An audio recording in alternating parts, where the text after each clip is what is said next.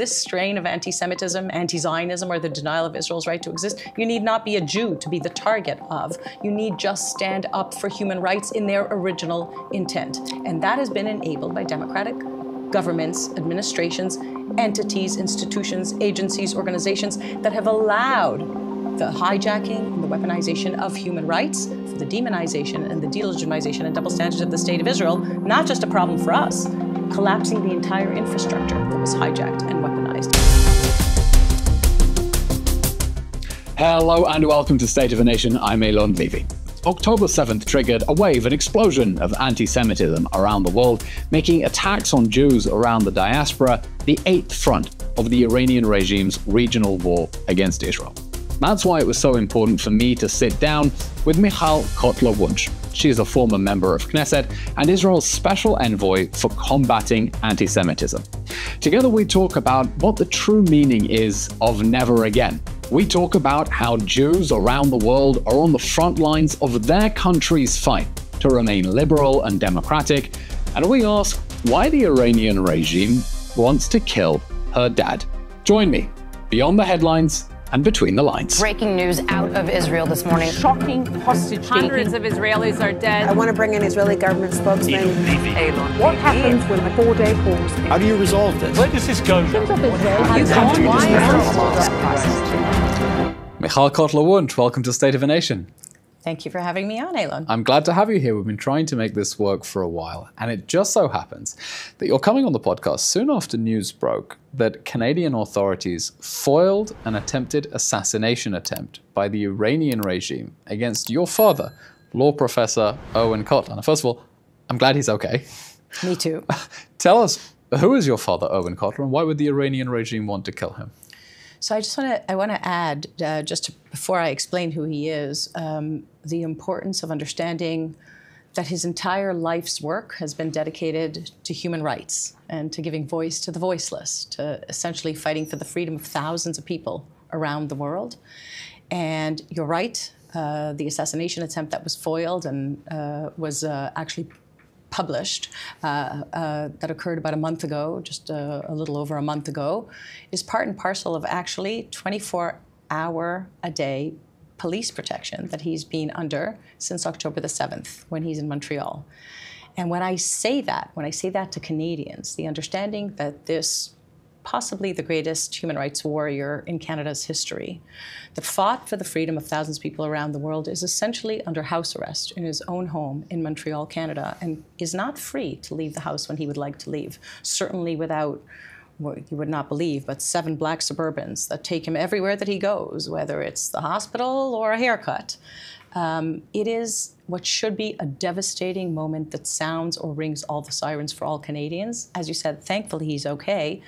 But it is part and parcel of a much larger tsunami of anti-Semitism that we have seen around the world. And in this case, Iran, or the Islamic Republic of Iran, so the certain specific regime at the moment in Iran that abducts and tortures and executes the people of Iran, that of course is responsible for all of the terror proxies around the world and that continues its pursuit of ballistic and nuclear capabilities, that Islamic regime in Iran, you'd say, what would they care about this former justice minister and human rights activist, except that he's very heavily involved in having listed or attempting to list the IRGC in Canada as a terror organization, as what it is. And therefore, it is that Islamic regime in Iran that we have seen more and more and more cases of global sort of attempts to remove who it is that the regime would like removed, that this should be seen as part and parcel of, and not just as a single case. I myself have only just started to connect the dots in recent months about the threat that the Iranian regime poses to Western countries, not to Israel in terms of destabilizing them from within. Former British Home Secretary Suella Braverman sat in the chair that you're sitting in and told us here on State of a Nation about the organized crime gangs that the Iranian regime uses. The British police have foiled kill and kidnap orders on British soil by the Iranian regime. I was just in Britain. I briefed members of parliament. And one of them pulled out a device from his pocket. I said, "What is that?" He said, "It's a panic button." I asked him, "Why do you have a panic button?" He said, "Because I'm on the Iranian regime's sanctions list." And I had never realized as a British citizen that MPs are carrying panic buttons because a foreign regime could target them. And so it's really disturbing to think that the Iranian regime is trying to kill not only its own dissidents, but foreign nationals in their own countries. But I want to backtrack a second. Why is your father under permanent police protection since October 7th in the first place? So the intersection, of course, with what we have seen as an explosion of the mainstreaming of anti-Semitism in response to the October 7th massacre, meaning when you just mentioned what I believe is an existential threat that anti-Semitism is just a predictor for, or a very reliable sign for, as we've seen in thousands of years of history and memory. The understanding that anti-Semitism is the most reliable sign for what threatens and is a major threat to humanity, to freedom, and to the dignity of difference, as the late Rabbi Sachs very, very aptly warned and forewarned in his last books, including Morality. The understanding that what we're facing now, including with the Islamic regime in Iran, is intersects with the October 7th massacre, of which but one of the Islamic regime's proxies perpetrated, being Hamas in that case. And on the October 8th, another one of its genocidal terror proxies, Hezbollah, joined in this multi-front attack on the State of Israel.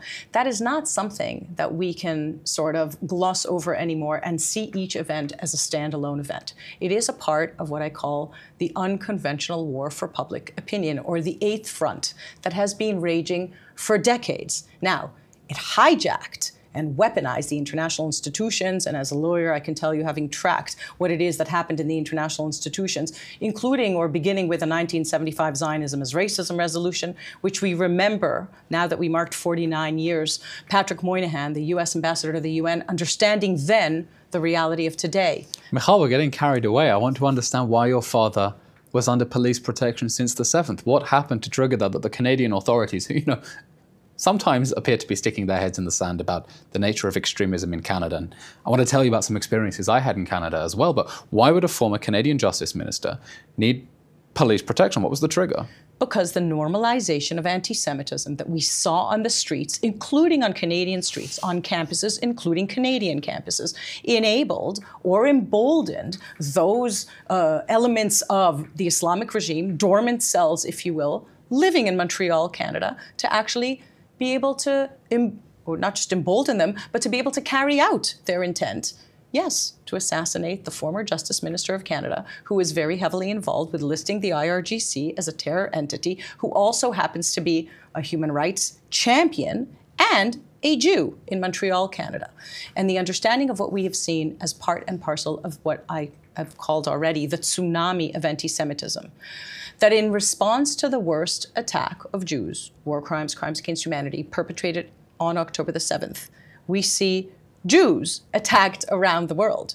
In response to the worst attack of Jews, that is that moment of reckoning that, for me, should have called to action democratic countries, democratic governments, international institutions. You mentioned Canada's current administration as well.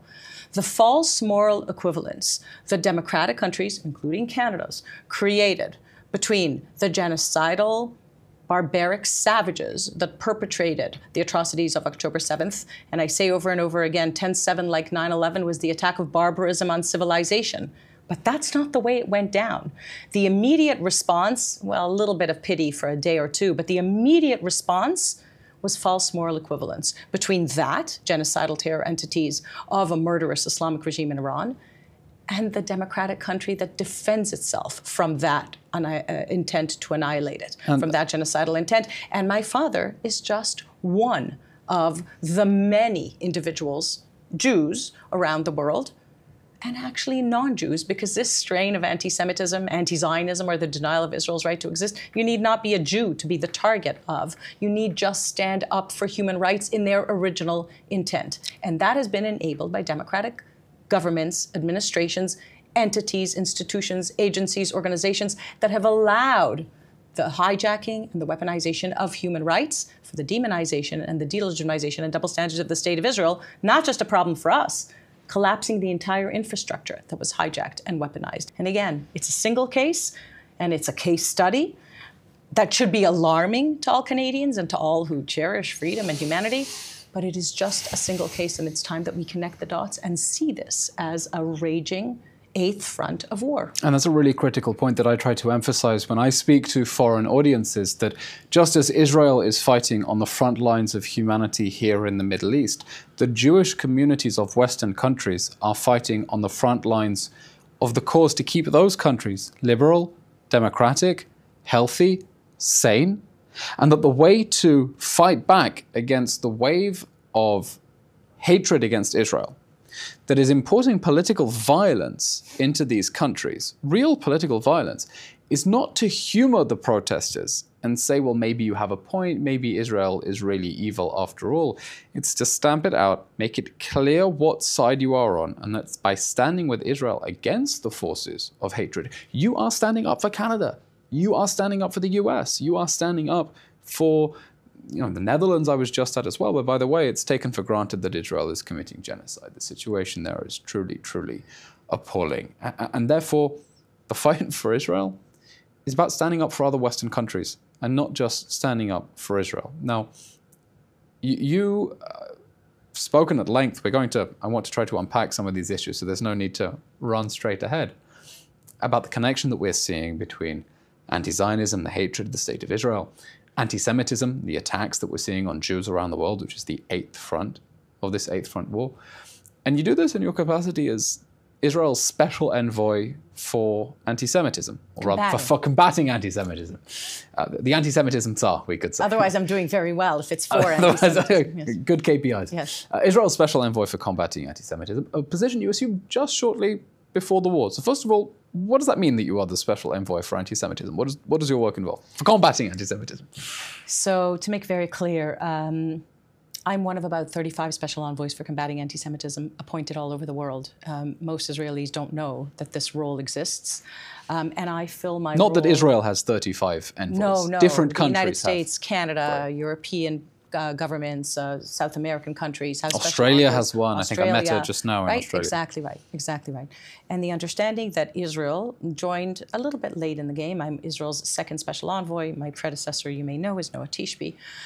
But that I fill this role still in a voluntary capacity. And as you said, I was appointed about 3 weeks before October the 7th. And so the voluntary capacity and nature of the voluntary capacity just sort of, for me, is a manifestation of the lack of understanding that this is just the manifestation of this eighth front of war, which we'll talk about a little bit more.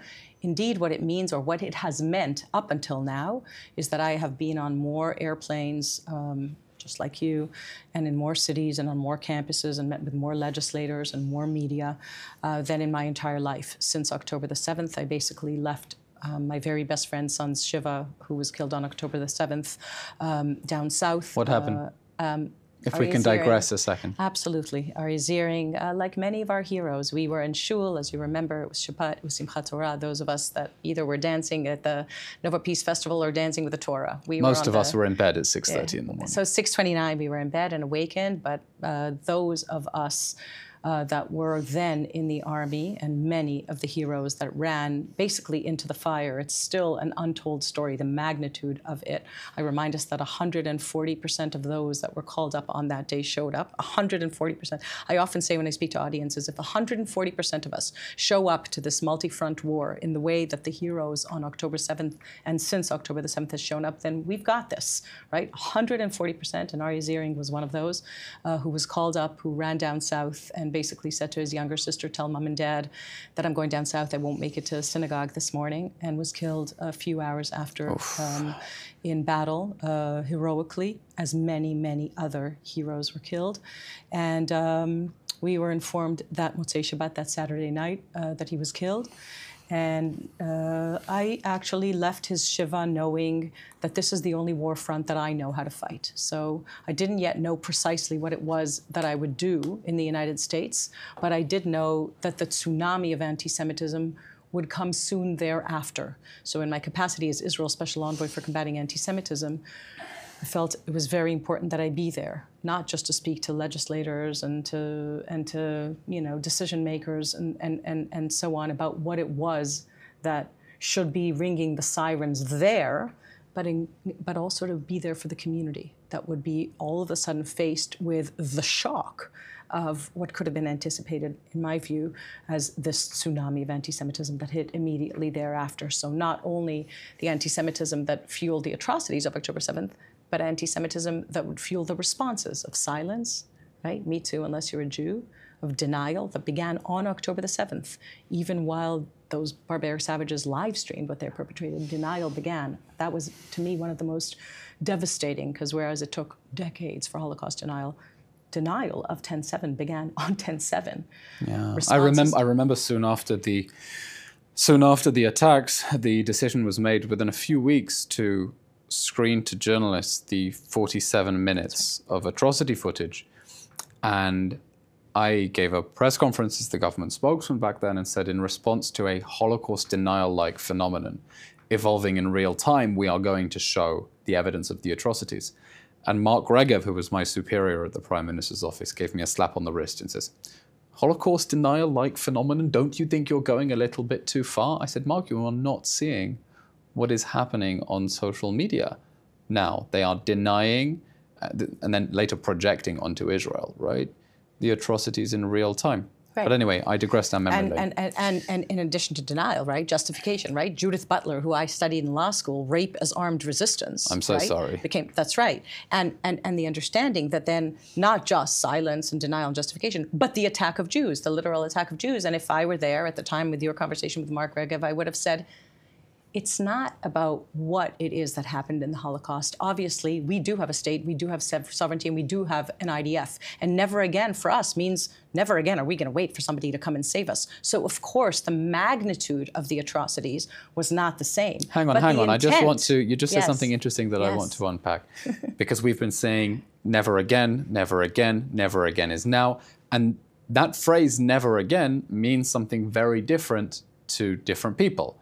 Around the world, the never again is often taken as never again can we allow a horror like the Holocaust to be perpetrated, or never again can we as a society, right, the Germans, for example, perpetrate such horrors. And Israelis will often say, never again will we allow such horrors to be perpetrated against us, but you just put a different take on it. So I want to understand what you mean by never again. So I'll say the following. First of all, in a hearing that we held in the UN called Never Again is now 1 month after October the 7th, I spoke about all of the never agains and the different meaning for never again. Never again for us, the Jewish people, and never again for the international community, because we have to be very clear. Never again is a prospective commitment. Never again in the future, right? We can't prevent the past.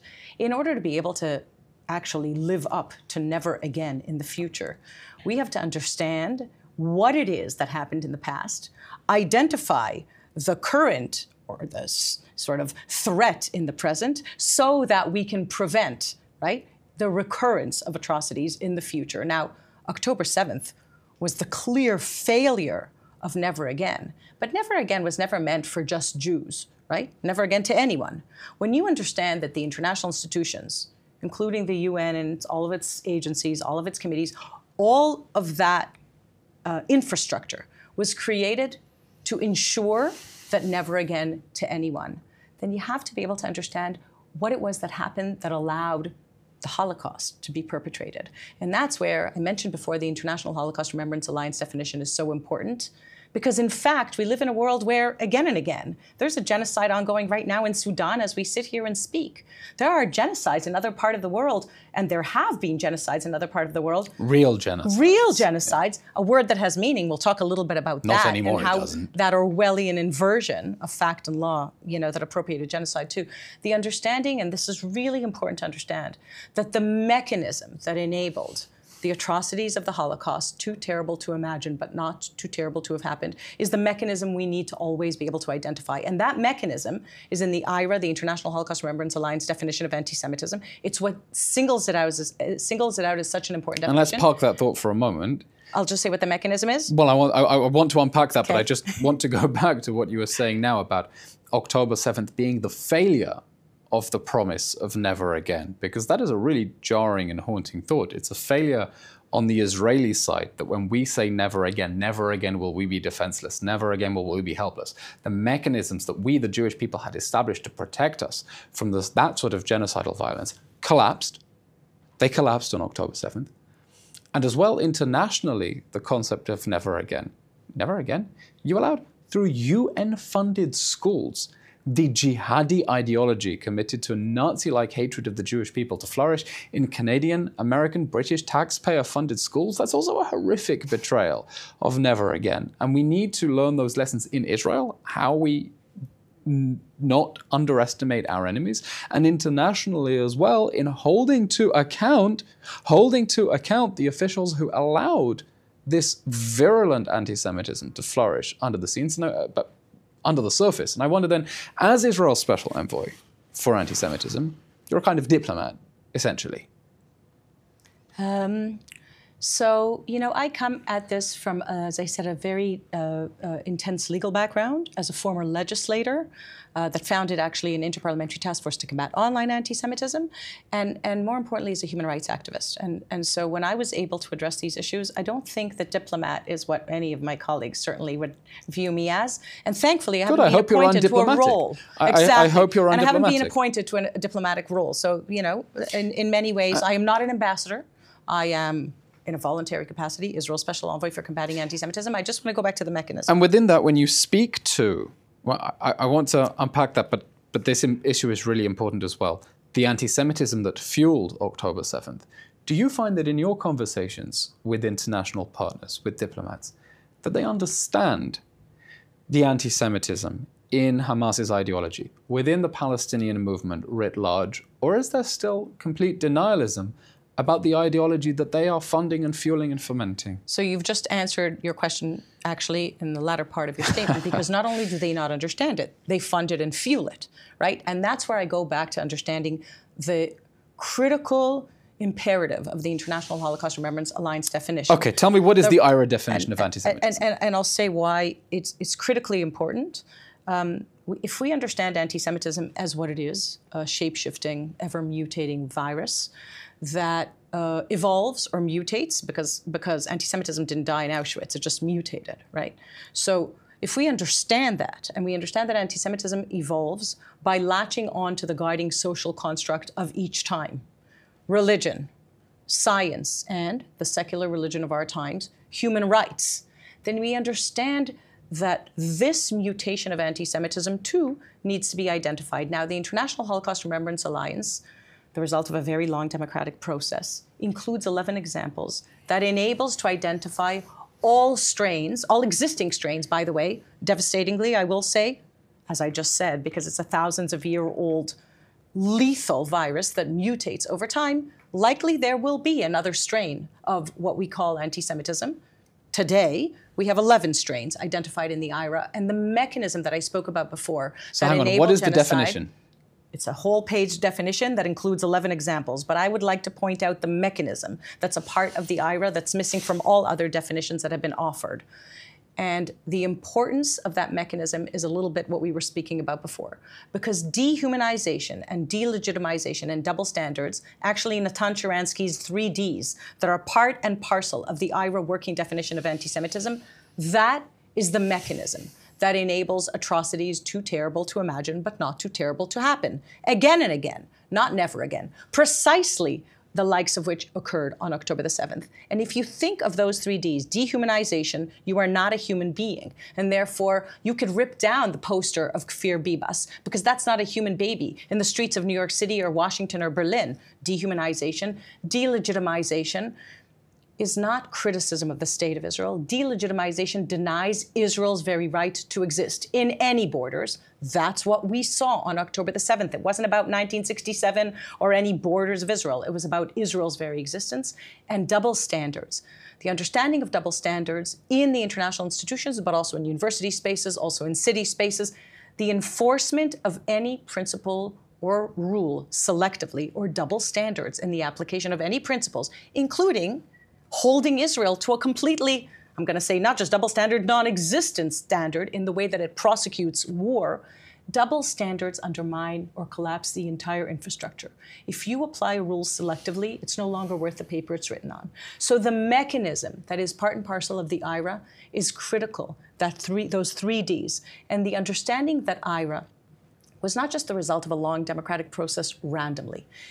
The recognition that it was international law and its institutions and its mechanisms and its principles, including the ICC and the ICJ and and UNRWA and all of them, we can find all of the different manifestations. But the understanding that those institutions, mechanisms, values, principles were hijacked and weaponized was what informed the IHRA working definition of anti-Semitism and its formulation. Why? Because I mentioned before 1975, Zionism is racism, the UN resolution, which I began to say, Patrick Moynihan at the time, the US ambassador to the UN, understood very well that if Zionism is racism, the 1975 UN resolution, and Nazism is racism, then it's not long before Zionism will be deemed to be Nazism. And here we are in 2024. The understanding that Zionism is racism was the first sort of opening shot in that unconventional war, continued in 2001, and that's what launched the process for the creation of the IHRA. The 2001 Durban Conference Against Racism was the next Orwellian use or hijacking of international law institutions and its mechanisms and its organizations to accuse Israel of the second blood libel. Israel's an apartheid state. 2001 Durban Conference Against Racism turned into an anti-Semitic hate fest. Actually, we discussed my father. It was the first time I ever saw my father actually speechless. He came back from Durban and realized, alongside many other human rights champions like Bob Bernstein, the founder of Human Rights Watch, and many others, that it was their life's work that was hijacked and weaponized to demonize and delegitimize and apply double standards to the proverbial Jew among the nations, that is, the State of Israel, to seat the State of Israel, Dreyfus, in the dock of the accused. And that was when they began creating the definition of anti-Semitism that would be able to account and identify the abuse of human rights to demonize and delegitimize and apply double standards to the State of Israel. And we have seen it come full circle in response to the 2023 October 7th massacre, because the accusation of Israel of genocide is by far the most Orwellian, I'm going to say not just inversion, but perversion of fact and of law. The fact that the State of Israel was accused in none other than the International Court of Justice, by none other than South Africa, using the Convention for the Prevention and the Punishment of the Crime of Genocide. And you should know, genocide, a term coined by Raphael Lemkin, whose entire family was annihilated in Auschwitz, who dedicated his life to that convention for the prevention and punishment of the crime of genocide, using that convention to accuse the State of Israel, to seat it, Dreyfus, on the dock of the accused, accuse it of perpetrating genocide, even as the State of Israel, the Jew among the nations, is defending itself from genocidal intent, as you mentioned before, that, like Mein Kampf, is actually openly declared to its annihilation and the murder of Jews. And yet, Michal, I return to my original question. What is the IHRA definition? The IHRA definition, and everybody is invited and we can link to it here, has a neat little box of a certain perception of Jews, but as I said, it's not enough to read what's in the neat little box, because it includes blood libel across the ages. But these are, because I understand the importance of the IHRA definition, and I do think that the 11 examples that are listed do a rather good job of summarizing where modern anti-Semitism lies. But the definition itself speaks of a certain perception of Jews, which may be expressed as a hostility, and that can, in certain contexts, which is a key point, manifest itself through any one of those 11 definitions. And so I wonder, from an enforcement perspective, when you are going to other countries and lobbying them to adopt the IHRA definition, how useful it is when it is itself quite vague, and even those examples, they're not definitive. The definition says that those examples could, in certain contexts, be reflective of a certain perception. And that doesn't seem like a particularly watertight definition to me. So I'll be very, very clear. Look, The thing with legal definitions is they're never watertight. They're always up to interpretation, right? It's a non-legally binding working definition. That's what the IHRA was intended to be, so that you can identify and hopefully combat the various strains. But the goal of it was never to silence speech, if you will. The goal of it was to be able to say, that is anti-Semitism. Now I know what it is that I'm observing, what I'm seeing. And because there are, as we said, 11 examples with 11 strains, whether it's blaming the individual Jew for what the nation state of the Jewish people does as a collective, or whether it's a blood libel of the Middle Ages, right, of accusing Jews of being Christ killers. Whatever it is that anti-Semitism has morphed into being is not something that you want to be able to use to silence speech. It is something that you want to be able to identify and combat comprehensively. That was the intent of the IHRA. And yet there is pushback. And yet there is pushback. So I want to say about the pushback. Two things I want to say. First of all, I said that it's the result, the single definition that is a result of a long, very long democratic process. The second thing that's important that people know is that it's already been adopted by more than 40 countries. What it hasn't been is implemented by more than 40 countries. It's been adopted by the UK. Actually, it was one of the first. Most of the UK universities have adopted the IHRA working definition of anti-Semitism. The problem is with implementation. And that's what we have seen throughout the year, not just with regards to IHRA. Universities are not applying their regular protest policies with regards to the protest that we've seen on campuses. And I know that many students on campuses say all they want is universities to enforce the rules they have. But yet this question of the definition of anti-Semitism, there is pushback, and there are alternative definitions. I mean, there is the Jerusalem definition. Can you tell me what that is and why people might endorse that over IHRA? Very clearly. And why we oppose it? I'll tell you it's why. It's called the Jerusalem. Yes, it sounds good. We like Jerusalem. It sounds amazing. So I'll tell you. I'll tell you a few things. First of all, the people opposing, or the reason for opposition of the IHRA, is because it precisely identifies, including the demonization, the delegitimization of double standards towards the state of Israel. It precisely allows to identify this modern, mainstream, mutated, if you will, strain of anti-Semitism. We've called it anti-Zionism, or the denial of Israel's right to exist. And that is precisely the reason for the pushback against it. Because, you know, people want to be able to say, and they often do, including to me, but criticism of the state of Israel, well, surely that's not criticism. Surely that's not anti-Semitism. In fact, the IHRA stipulates precisely that. Criticism of the state of Israel, like criticism of any other country, of course is not anti-Semitism. People just need to meet some Israelis and understand we're plenty critical. What is anti-Semitism is delegitimization, the denial of Israel's very right to exist. Now, that is not to be found in any of the alternate definitions, not a result of long democratic processes. It's sort of akin to you and I sort of saying, we don't like the definition of plant, we're going to come up with our own definition. So in brief, the reason we have these alternative definitions of anti-Semitism is because they don't like the fact that IHRA includes challenging Israel's right to exist as a manifestation of anti-Semitism. They want to completely separate the denial of the Jewish people's right to continue exercising self-determination in a state that already exists as being part of anti-Semitism. That's it? I'm going to say it's all three Ds. What they do not like, and none of the other definitions, not the nexus, not the Jerusalem Declaration. By the way, the nexus is referred to in the White House strategy that was rolled out before October the 7th. What is the nexus?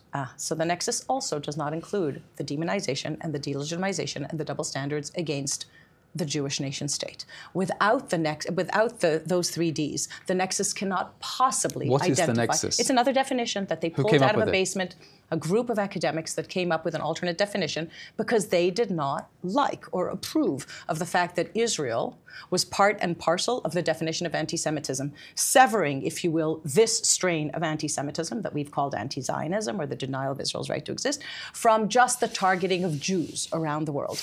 But they cannot be severed. And the point of whether it is legislators that I meet, or whether it is police chiefs, or whether it is university presidents, including the 3 that appeared in Congress shortly after I met with them, or whether it's media or Jewish communities around the world, this war that is raging with Israel on the front lines is not just, as we saw in the responses to it, is not just attacking the state of Israel. It's attacking Jews and all who support Israel around the world.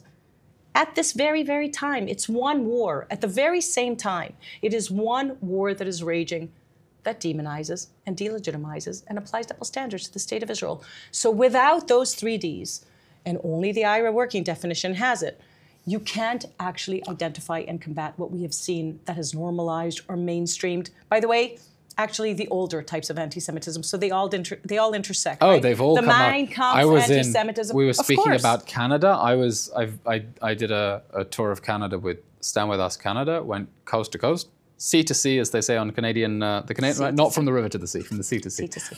Vancouver, Calgary, Toronto, Montreal. And in Toronto, I asked them what sort of anti-Semitism they experience on campus, and one student said, "Oh, I get called a dirty Jew." Yep.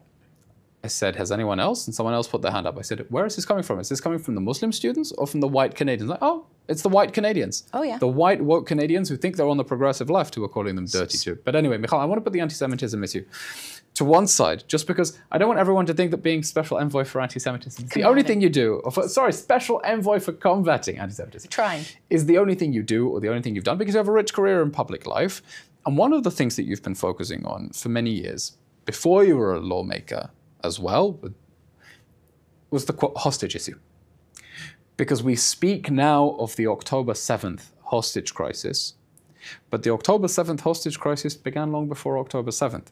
It started in 2014 with the killing and abduction of Hadar Goldin and Oron Shaul, Israeli soldiers, during a war with Hamas. In fact, Hadar Goldin was killed during a UN-mandated, US-negotiated, EU-facilitated ceasefire, humanitarian ceasefire. And of course, Avera Mengistu and Hisham Asad, 2 Israeli citizens who, for some reason, I still don't understand, crossed into the Gaza Strip, and they've been held there for the last 10 years, in Mengistu's case. Now, you've actually worked closely with the Goldin family, and Leah Goldin sat in the chair where you are now and shared her heartbreaking story of how she felt abandoned and betrayed. Actually, ironically, now people accuse the government of abandoning the hostages in order to prioritize the fight against Hamas, and she feels that she was abandoned because of a decision not to try to topple Hamas, with her son's body being held in Gaza. But I digress. Tell me about your work with the Goldin family and how fighting for their right to bury their son shaped suddenly how you saw the hostage crisis after October 7th. So it's actually probably the most immediate catalyst at the time that led me to running for Knesset. And it intersects directly with the conversation we've just had about the Eighth Front. Tell us just briefly, you were in the Knesset when, with whom? 2020. I ran with then Bogi Eylon, the formulation of blue and white that was made up of 3 parties. Long story short, we're still in what is, in many ways, a continuum of everything that we saw in those 5 election campaigns. But most importantly, for me, the understanding that my knowledge and experience, including with international law and human rights, intersected with the plight for the return of Hadar Goldin, and you're 100% right. He was killed and abducted shortly after an internationally brokered humanitarian ceasefire came into effect, violated by Hamas. And he and Oron Shaul and other deceased soldier and 2 civilians who, by the way, are both emotionally unwell, and that's why they wandered into Gaza, Hisham Asad and Avera Mengistu, have been held in what is a more than 10-year standing violation of international law. We have to understand, it's called a standing violation in the language of international law because every second of every minute of every hour of every day of every week of every month is another violation of international law when it is hostages that you have taken. So the understanding that there was this international law case and cause, we called it the Goldin case and cause, and we brought it to the Secretary General of the UN, Antonio Guterres, and the Red Cross, who never visited any of the 4 and, of course, never demanded to see them. Totally useless. And the understanding that it was international institutions and, more importantly, countries who are themselves committed to upholding international law by which they were providing humanitarian aid into Gaza. Currently, the Director General of the Red Cross is Of course. Mr. Kremble, yes. who beforehand was the Director General of UNRWA. Of UNRWA. Of UNRWA. It's a rotating door. But the understanding is much deeper than that, Eylon. The understanding, and I very often say to people, they say to me, you think Hamas or Hezbollah or Iran, they don't care about international humanitarian law. That is true. But the countries that fund those agencies, including UNRWA and the Red Cross, the countries that actually provide humanitarian aid because of their commitment to international humanitarian law, they're democratic countries that are actually violating international humanitarian law by supplying what we call humanitarian aid to entities they know trample humanitarian law. They know it. So backtrack, because that's a lot to absorb. You're saying that foreign countries are violating international law by sending humanitarian aid to Gaza? Absolutely, because they're not sending humanitarian aid. We know that for 10 years they were sending money to Hamas to build the terror tunnels and infrastructure. You didn't need to be privy to secret information to understand what we saw every single Friday at the Black Arrow Memorial, where we stood, where we convened and still convene for the last 10 plus years. And what happened on Fridays for those who weren't there? For those who weren't there, what you would witness was what we called the sort of slight violations with balloons and kites and the burning down of fields and what we call the trickling of attacks on what is not the Gaza envelope, but the Israel envelope. That's actually one of Simcha Golden's very important contributions. It's not Otef Aza, it's Otef Israel. And now we see the very same thing happening up north. These are not tricklings. It's not just balloons and kites that were burning down fields. They were violations of international law. Which is why it's critical that Israel is now saying the equation has changed. We're not going to allow Hezbollah to smuggle weapons here, move towards the border there, shoot a rocket there, and not respond and absorb it. We are going to retaliate forcefully and enforce the ceasefire, because we're not going to rely on useless international promises. And those diplomats, by the way, you're not a diplomat, but if you're speaking to these diplomats, they have blood on their hands. Yes, they do. We have paid in blood and treasure because of the failure of the international community to enforce its own resolutions that are supposed to keep these terrorists away from our borders. And so basically, this issue, the standing issue of the 10-plus year standing violation of international law that has held 4 of the 101 for not 424 days, but for more than 10 years, is part and parcel precisely of what has enabled the tsunami of anti-Semitism, meaning the continued ignoring, silence, inaction, impunity that has been given by democratic countries to enable the withholding of what is basic international humanitarian law, including Resolution 2474 that we brought before the UN, including special hearings that we brought before the UN, that those countries have a responsibility to uphold. You cannot just continue empowering or emboldening terror proxies of a murderous Islamic regime in Iran to dictate the equations and the reality on the ground. But that is precisely what the international community has done for more than 10 years. Now, this is an important point that I want to just linger on for a moment, because hopefully this war is going to draw down to its long overdue conclusion with our enemies pushed away from our borders and all the hostages home, please God. And the question will come about how we fortify Israel's security and how we make the case for Israel on the world stage. And it is absolutely critical that anyone who advocates for Israel, all these citizen spokespeople, as we call it, not allow their governments to continue providing resources that will end up in the pockets and the tunnels of terrorist organizations. It is impossible to envisage any sort of peaceful reconstruction in the Gaza Strip if Hamas or any other terror organization is still in power. And we must be absolutely insistent that any concrete, any fuel, any electricity that makes its way into terrorist infrastructure in the Gaza Strip makes Western donor states complicit with terrorists by giving them material support, and that must not be allowed to pass, or we'll end up in the same situation we were before. So I'll just say, I mean, the paradigm that collapsed on October the 7th has multi-level sort of ruins. And I would argue that we're still hostage to the paradigm that collapsed on October the 7th. I say that with devastation, and I'll explain why. Anti-Semitism as a looking glass actually shows that those democratic countries are still enabling those entities and the ideology that fueled October the 7th to continue. I'll explain again. The 7,000 plus barbaric savages that perpetrated October the 7th, they were educated by UNRWA curriculum.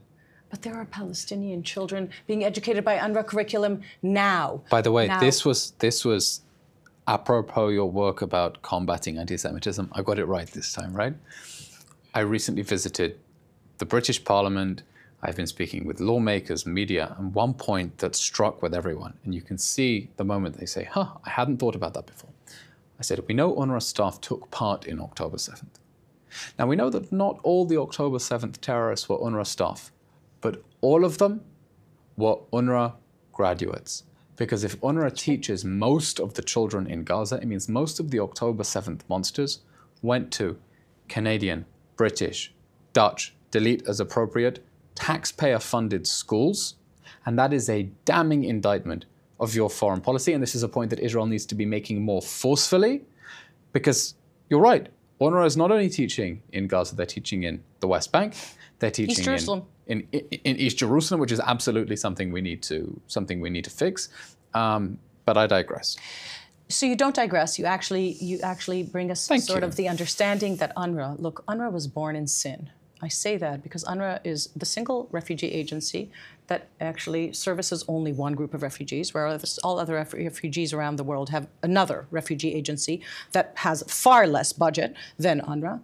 Of course, because there's UNRWA and then the UN Refugee Agency. Right. What makes the case even more absurd is that UN used to have other refugee agencies that dealt with other populations, like UNRWA, which dealt with Korean refugees. And there were no Korean refugees because they resettled them. Oh, why? They didn't wait for the resolution of the original conflict. Refugee agency that passes down refugee status from generation to generation to generation to generation. According to that, you and I too are refugees. I am the granddaughter of one of 850,000 refugees from Arab lands and Iran, in my case, Iraq, according to which I'm a refugee? Of course I am not a refugee. And we go back to double standards. You don't want to go back to Iraq? The understanding. You know, I get messages sometimes telling me go back to Iraq. That's right. I get messages not like gonna that happen. too. Yeah, I get sent back to Poland usually. But the understanding that double standards, and I go back to the 3Ds, the understanding that double standards have actually been what has enabled this consistent, systematic hijacking and weaponization of international law principles, collapsing them, basically rendering the paper they're written on useless for everybody. Forget Israel, forget Jews. I say all the time, you need not be a Jew to understand. And anti-Semitism was never a problem of Jews. It's a problem of anti-Semites and of the places and spaces that allow them to infect them. But you need not be a Jew or need not be an Israeli to understand that if the entire infrastructure created to ensure that never again collapses, that's a problem for everybody, especially in a world that we know, and we said before, again and again and again, has been committed and is committed as we speak right now. So if we go back to understanding, and UNRWA is just a single case. Now I'll say something. Look, we're sitting in the 76-year-old miracle that is the State of Israel, and I've been alive for almost 2/3 of its life. I remember all kinds of milestone moments of this country's life. As a little girl that was alive for the peace treaty with Egypt and many other sort of moments of opportunity that we have. This is one of the greatest challenges that the State of Israel and the Jewish people have faced as a people, but it is also one of the greatest moments of opportunity that we have faced as a country and as a people. And I'll say, for thousands of years of Jewish history, we could not have even understood Rabbi Soloveitchik's differentiation between the covenant of fate and the covenant of destiny. We have always been bound together by the covenant of fate. Anti-Semitism, they hate us, we have to stick together. Anti-Semitism actually is not what I would like to be using as we create the vision for the next 76 years. It's the covenant of destiny, that we have the opportunity, I'm going to say the responsibility as a people that has experienced October 7th and everything in the aftermath of October the 7th. So it's one more, where one side of the same coin, Jews around the world have the opportunity to actually realize that covenant of destiny, meaning leaning into our identity, remembering the story of the Jewish people, reclaiming the identity. We've mentioned some of the words like Zionist, like indigenous. We returned to this nation state in 1948 as what is a prototypical indigenous people after thousands of years of exile and persecution in a country that is committed to equality. That's just Israel's Declaration of Independence. Why do I say prototypical indigenous? Indigeneity has meaning, and it was stolen from us. It doesn't mean there's not another indigenous people, by the way, but I know I am a member of an indigenous people, which means I'm not white. It's not even a relevant social construct that you can apply on my story. So if we remember our story and reclaim our identity, including as Zionists, as an indigenous people, and if we renew that covenant, as I mentioned, renewing the covenant not just of fate, but of destiny, then I think that this is one of the most important milestone moments in Jewish history. And in that sense, you know, I have a great deal of hope. Again, I always quote the late Rabbi Sachs, who differentiated hope from optimism, saying the following, that optimism is a very passive virtue, whereas hope is a very active one.